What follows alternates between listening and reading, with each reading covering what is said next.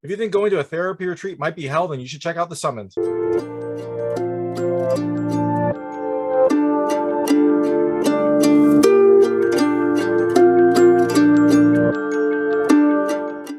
everyone, this is David Stark from Watcher Pass. Today I'm going to talk about The Summon, which is premiering at the Overlook Film Festival on June 3rd, 2022. It's a brooding psychological horror film, and it's also a feature debut from director Meir. My hot take is I think you should watch it. I really like the setting. I liked kind of the style, the religious overtones, and the cast. There are a few things I didn't love, but overall, I thought it was a great debut, and I think it's a really kind of interesting, enjoyable horror feature that also has some pretty good twists. So I'm going to tell you a little about the film, a few things I liked, a few things I didn't like, and then go into the ending. So as you can imagine, there will be spoilers in the ending section. I will keep it vague up until that point. So if you don't want to know what happens in the film, and you probably don't because there are some very big plot twists, there's some very big reveals that happen in the end, you should definitely not watch the ending part until you've seen this film. But if you just want to know my thoughts, you can just watch up until that point and then turn it off at the ending. So in The Summon, you have Elijah, who is this kind of like really just nice, good person. Like he tries to help people, he tries to be humble. He just seems to be like an all-around grounded, good person. He goes to a therapy retreat with his rock star girlfriend Lynn, who's a famous singer in a band. So they are going to this retreat because Elijah wants to get married and Lynn is just emotionally standoff. She doesn't really want to discuss it. They've been dating for 2 years and Elijah's like ready to tie the knot and Lynn isn't. So they decide to maybe try this couples therapy retreat, see if they can unlock some of the things going on. At the retreat, there are two other people. There's Tara, who is a movie star, and Joe, who is like a wealthy business person. He has a startup, and then he now has like 3 companies. So basically, you have a rich business person, a movie star, a rock star, and then a good person, Elijah. And so this is the kind of strange cast of characters that come to this retreat. And this retreat is put on by this like enigmatic doctor, Dr. Frost, who is just a character, and he has a method of therapy that focuses on, I guess, the 3 sins that people are trying to like repress. His goal seems to be to have people acknowledge their biggest flaws so that they can use that to work towards healing and towards betterment. But as soon as Elijah gets here, he starts to just feel off. Something doesn't feel right about this retreat. He doesn't trust the doctor. He doesn't like the situation, and he starts having some weird dreams. And that then leads to more and more strangeness as this weekend continues. So things I liked about this movie. The first is the cast. It's a really interesting, fun cast of characters. They're all very quirky and they're all very different. I liked that they kind of each represented different facets. You had like the greedy business person, you had the, I guess, vice obsessed movie star, you had Lynn, the singer, who just like doesn't want to open up, and then you had Elijah, who was a little bit more kind of, I don't know, perfect, but you could tell that he was like really trying. And then you had Dr. Frost, who I loved. I think Dr. Frost was the most fun character. He was just very weird and quirky. He would kind of come in with these grand like proclamations and things like that. He was just a lot of fun to watch. The second thing I really liked is the imagery. There is a kind of like focus on religious iconography. It's not like a huge focus, but it's fairly prominent at the start. And, kind of keeps coming in and out throughout the movie. There also is a more kind of literal imagery in the paintings that they have. There are 3 paintings at the start that each represent the different sins. And those paintings become very important as the story progresses. And so the film has these nice little touches that kind of make you think, maybe there's something else going on here. Maybe this isn't just like a normal therapy retreat. And spoiler, it's a horror film. It's not just a normal therapy retreat. The third thing I liked is the setting. It has this really great, beautiful building kind of in the mountains. It seems to be far away from everything else, which is what you would need for a retreat. But there also are these little touches in the way that the setting is portrayed that I really loved. For one, I think they filmed this maybe in like the fall or the winter because all the trees kind of driving up, they all seem to have lost their leaves. So they all looked kind of like dead and almost twisted. Like it really had a nice sense of dread as you were approaching this, what should be a beautiful therapy retreat. And the film itself lit kind of the setting very well. So it always had this kind of like drab feel to it, which was important because it really kind of set the mood that maybe there's something else going on here. Maybe there's something that we should be worried about even from the start. And so I really love how the film used the setting to really dig in and give you that sense of dread. And the last thing I liked is the ending. There are a few big twists that happen. There's a few surprises that get thrown in the ending that really kind of like tied things together and also kept you guessing. So things I didn't love as much. The first is there's a fairly quick descent, or at least it feels quick. I went back and rewatched part of it, and I don't think it was actually as quick as I thought, but it did seem like there was a very quick descent for one of the characters that seems to happen a little too fast for me. I thought it would take a little bit longer for this stuff to happen. It's important for the story because you kind of need that to happen for the rest of it, the story to continue. But I just thought it happened a little bit too quickly. I would have liked if it was maybe a little bit more drawn out. The second thing I didn't love as much is the music. Now there is some good music. There's some songs that are written and performed by some of the actors. There's a song performed by the actor who plays Elijah, J. Quinton Johnson, which is awesome. There's also a few songs performed by Emma Fitzpatrick, who plays Lynn. They are really nice. It's more of just kind of like the setting music, the music that sets the atmosphere. Sometimes it's good, but sometimes it doesn't fit right. It doesn't seem to evoke the right tone. It was a minor point because the film itself, like the setting and the visuals, did evoke that tone. So the music was just kind of like it didn't contribute for me, but it didn't like throw it off too much. I just kind of wished it was a little bit better at parts. And the last thing I didn't really love is the foreshadowing. There is some foreshadowing scenes for Elijah, and they were fairly confusing. I mean, they were supposed to be confusing. You weren't supposed to know what was happening, but for me, it caused me to kind of just be a little bit more confused and also break up the start of the film. I thought maybe if the start of the film didn't have these foreshadowing scenes and then maybe had a little bit more substance in it, then that could have made it a more natural descent. And also, I wouldn't have been as confused. I mean, the scenes did help to show that something might be going on here, but I don't know, they were a little bit too muddled, a little bit too kind of esoteric for me. So going into the ending, and like I said, there will be spoilers here. If you don't want to know what happens in this film, you haven't seen it yet, turn this off now. So you have four main characters. You've got Tara, Lynn, Joe, and Elijah. They're all at this retreat. And early on, some tension develops. It seems like, Joe and Lynn appear to have some chemistry that is causing some issues with Elijah. He's a little bit jealous.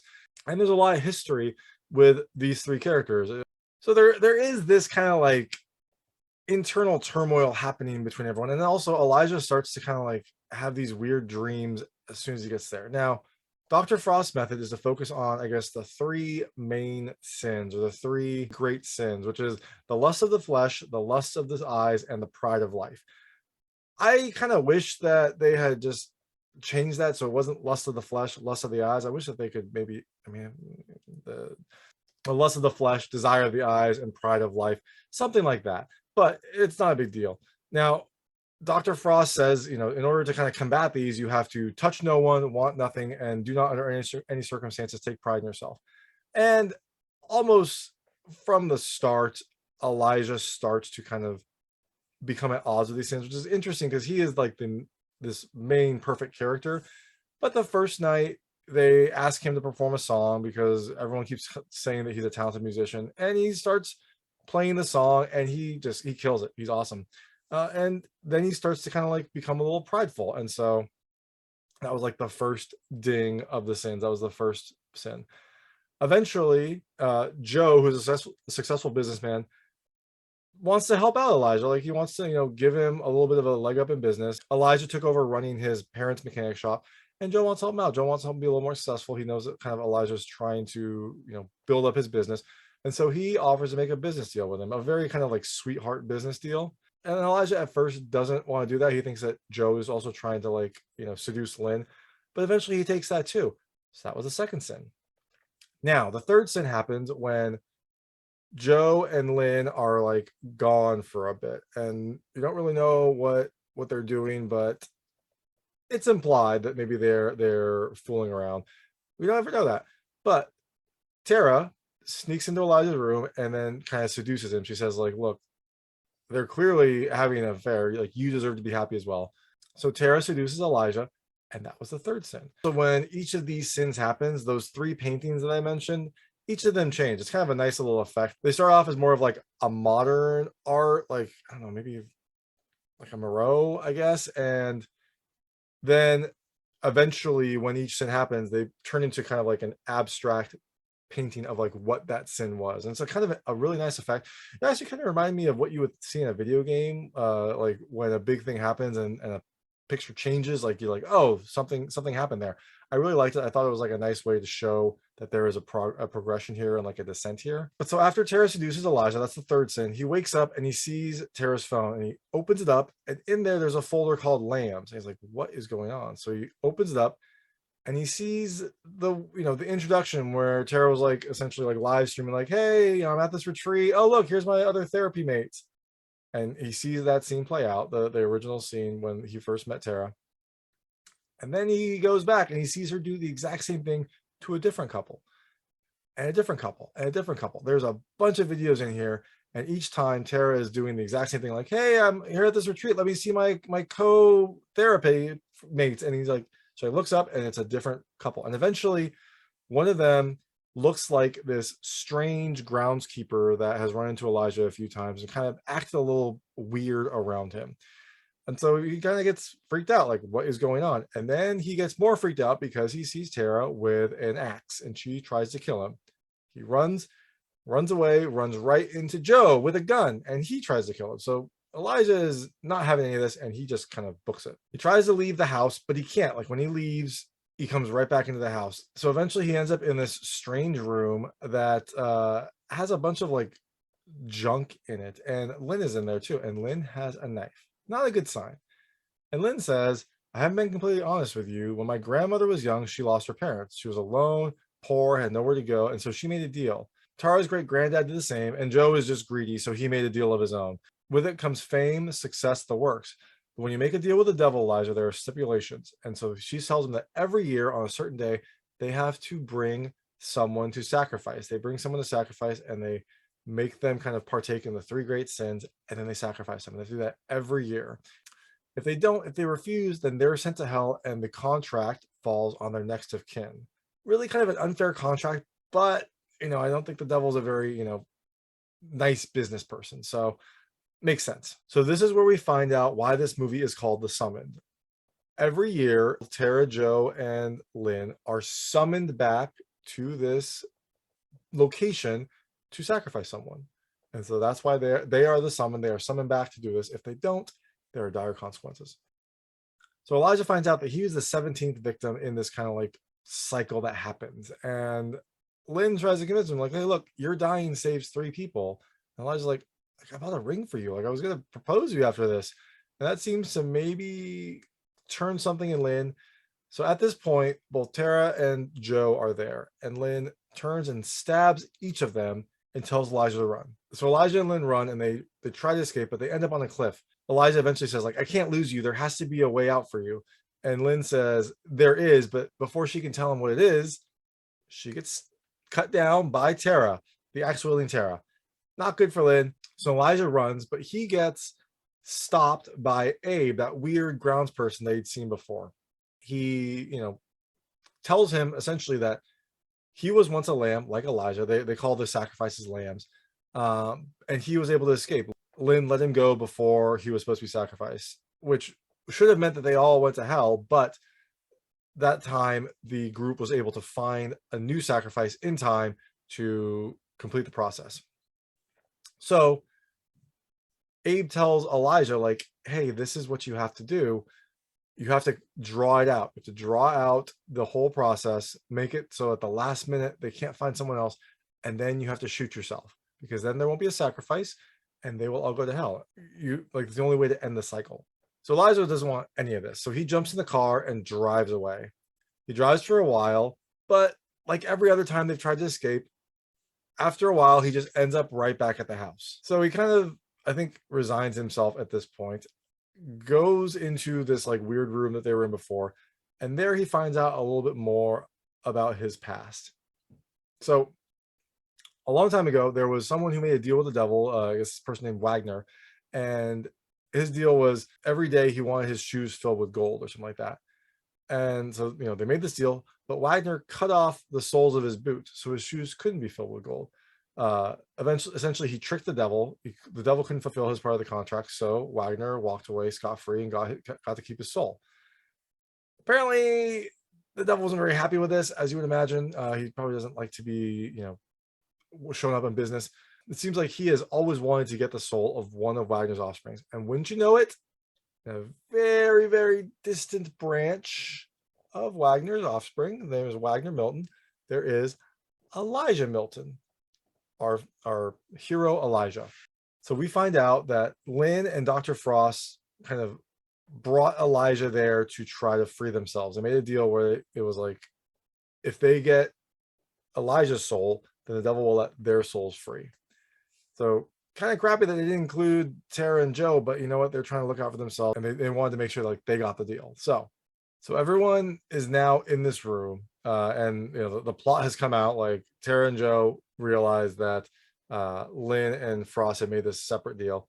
So they're understandably angry. They want to kind of sacrifice Elijah, but Elijah, before anyone can do anything, holds the gun to his head to like stop everyone. And he gets out of there. He leaves. Looks like he's gonna try to go away, but then in the car he finds something, like some piece of paper. And next thing you know it, he's back. So when he comes back, he sees Abe is tied up. Abe was the previous lamb who they let go, but apparently when push comes to shove, they need someone to sacrifice. Abe makes sense. He's done the sins before. Elijah forces them to let Abe go. And then he says, I'll sign the contract. Like he wants to kind of sacrifice himself to save Lynn and Frost. He says, I'll sign the contract. I'm not losing you. If this is the only way to be with you, then I'll do it. Which doesn't seem like a good deal. Like it sucks for Lynn, but like, yes. But Elijah apparently just loves her that much. So he gets ready to sign. Before he signs, he says, Lynn, will you marry me when this is all over? And she says, yes. So after Lynn says yes, he says, you know, I would never sell my soul if you asked me, but if I was the hero, because through this whole process, it's become clear that Elijah, I guess, has a hero complex. He like wants to be the hero. He wants to be like the one to save everything. He tries to like suppress it, I think, but he really wants to be the hero. He showed that earlier when he stopped to help a car that had been broken down. It's come up a few times, and it seems like they knew this as well. So he basically starts reciting things that this group was going to say to convince him to sign. And like, what is going on? And he's like, I found your script in the car. And it was like a full script of like how they were going to get Elijah to sign this contract. The idea was like, oh, we'll make sure that like Lynn is the one that's in trouble and he'll be the hero to save Lynn and Frost. So we found out this whole plot was a way to get him to sign, and that would have freed everyone. Everyone was in on it.